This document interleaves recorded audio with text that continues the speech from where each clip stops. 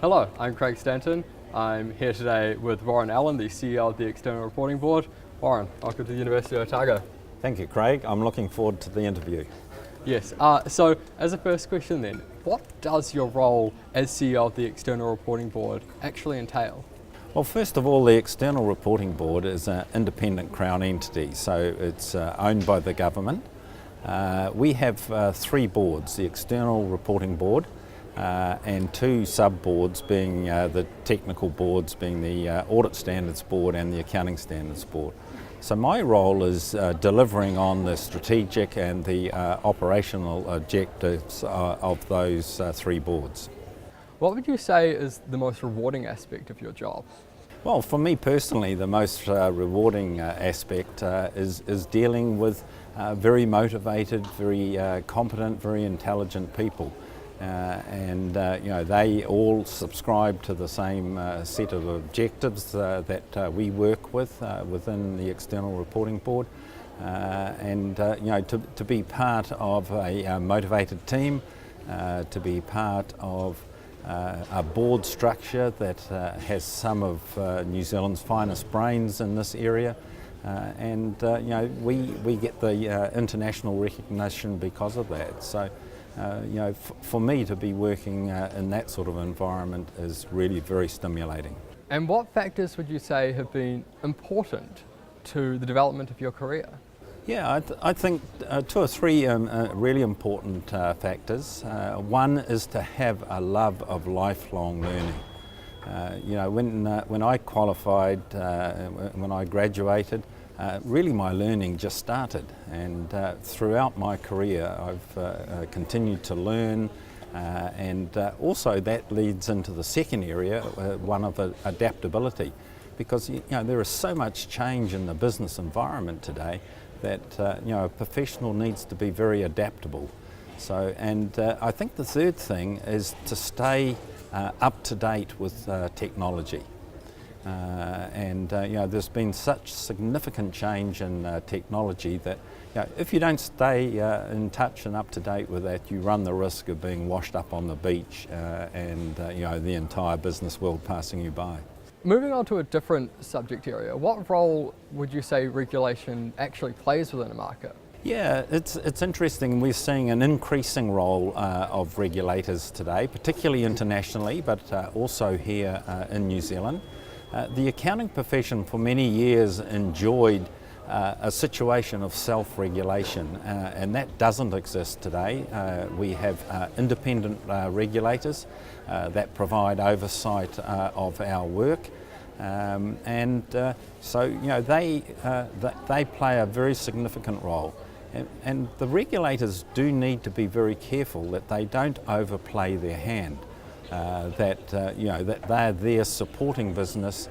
They have an important role to play. At times they need to be educative.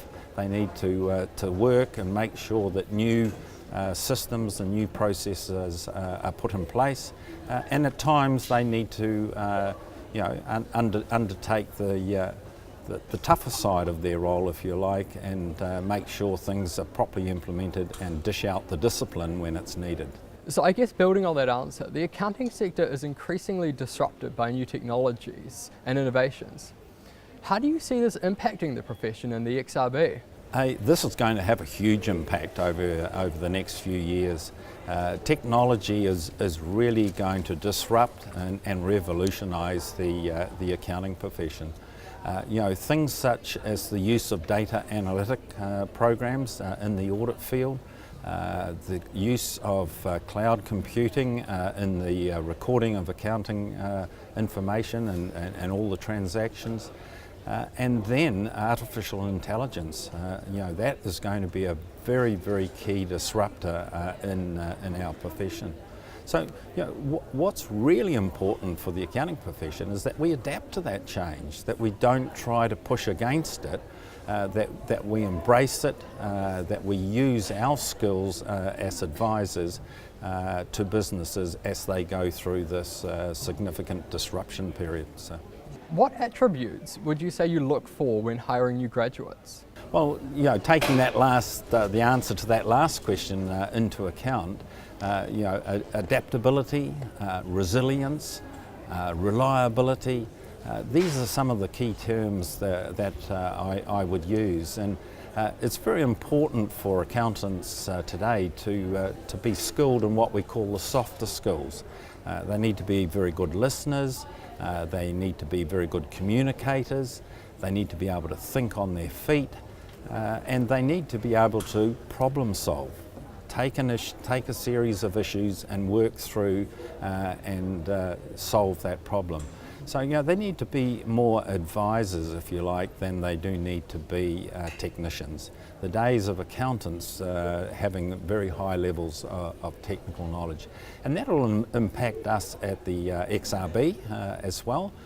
We will be setting standards in a very different environment going forward than what we are currently because of the changes. And beyond that, what should graduates be doing to improve their chances of employment? Yeah, I think they need to be very positive in their outlook. They need to celebrate and sell the benefits of what they have achieved. And every graduate that comes out of this institution, this fine institution, might I say, have achieved amazing things. And sometimes I feel that graduates are a little bit sort of negative and a little bit sort of underselling of what they've actually achieved. And they need to go forward and sell the values, be positive, not be negative. Take the opportunities to sort of network, take the opportunities to undertake a lot of different activities and sort of build their confidence, build their softer skills. Never sort of say no to an opportunity to speak to people, to meet people, and that will grow really very worthwhile professionals. And the world needs chartered accountants, needs young professionals. Talking more about yourself for a moment, could you describe one standout memory in your career? I think probably the standout memory for me was having the opportunity to lead the international profession. I was president of the International Federation of Accountants for 2 years, 2013 and 2014. That's the global organisation of the accounting profession. And being the president for 2 years on that and travelling around the world and meeting accountants and speaking to them and encouraging them within the profession was a real privilege and a real highlight. And I think a demonstration that the New Zealand education system can develop somebody to operate in the world stage. I was educated here in New Zealand. During that period I ran across many New Zealanders that were doing amazing things internationally. So to have that opportunity, being the only person from New Zealand to lead the international body was a real highlight in my career. But I've been very fortunate. I've had many highlights.